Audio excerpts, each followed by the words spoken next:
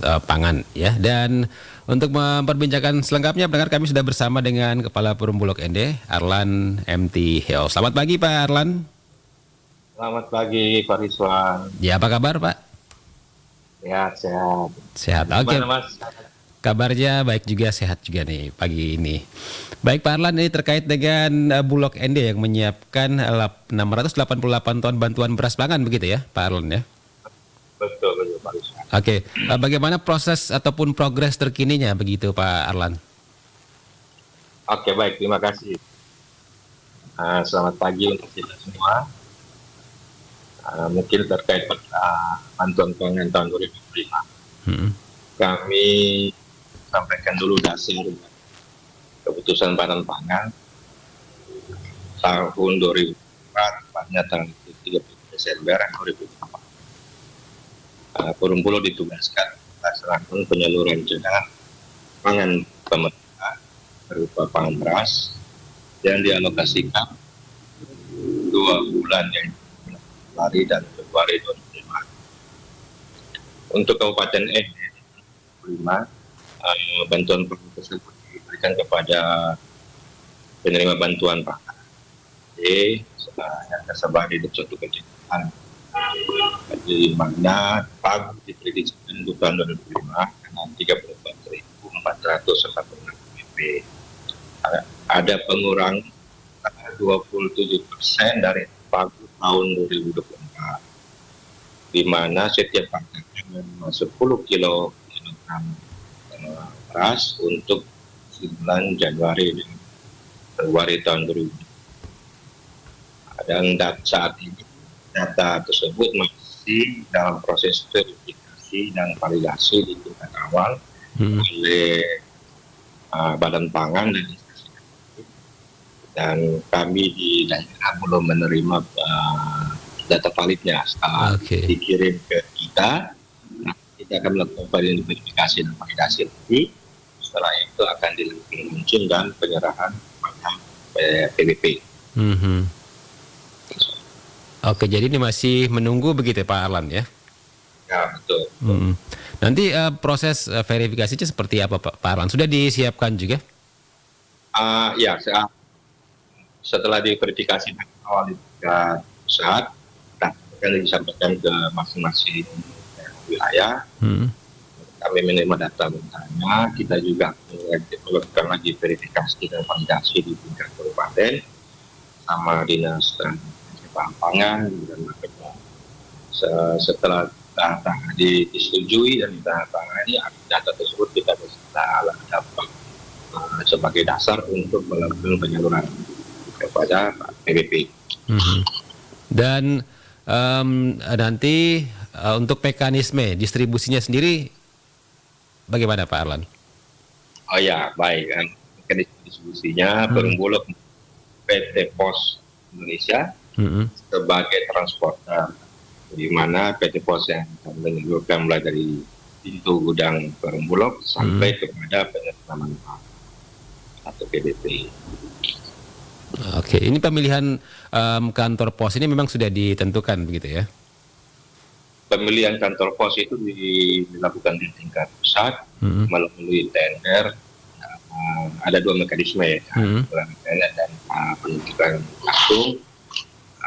Khusus untuk wilayah NTT dilakukan secara tender. Pemenangnya adalah PT Pos. Oke, baik.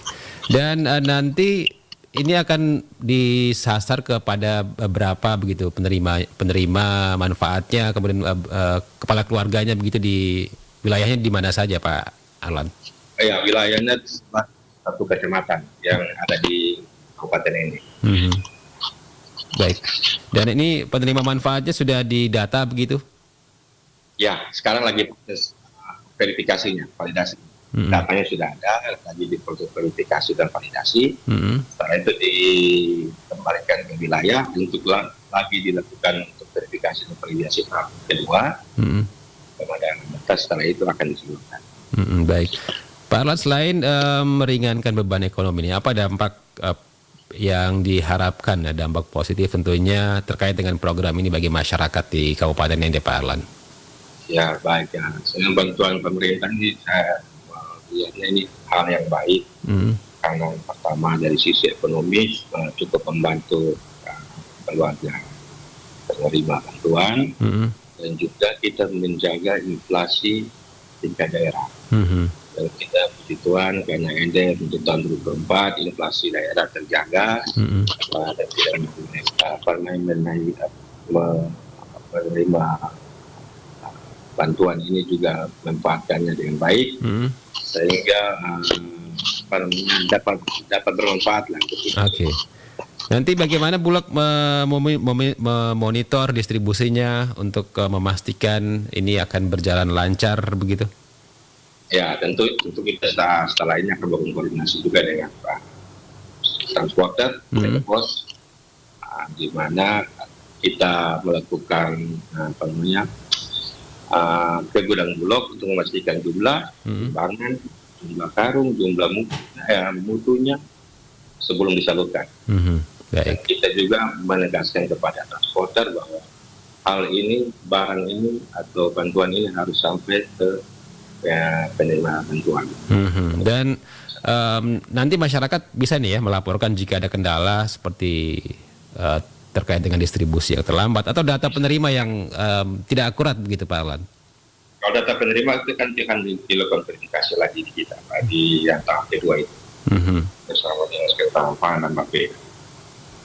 Oke, baik. Pak Arlan, apa pesannya untuk masyarakat Kabupaten Ende terkait dengan hal ini, silakan.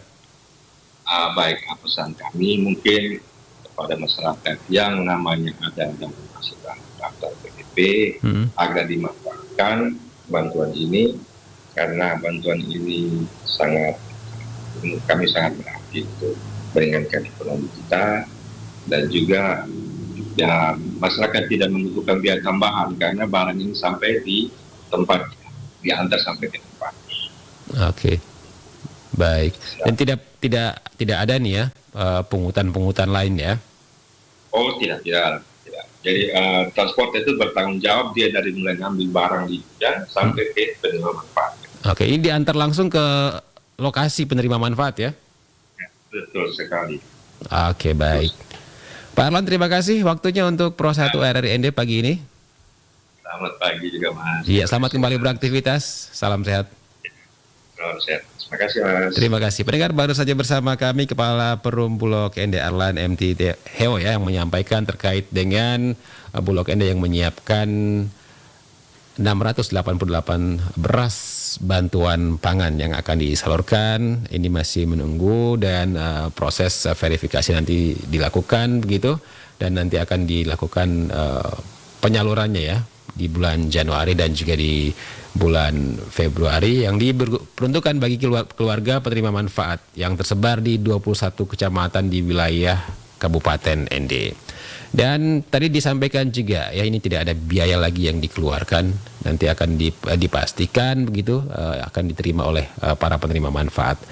Kami akan hadirkan informasi lainnya pendengar di Forata pagi ini, topik wawancara lainnya tetap di Pro 1 RRI Ende, kanal informasi dan inspirasi. Pro 1 RRI Ende, kanal informasi dan inspirasi.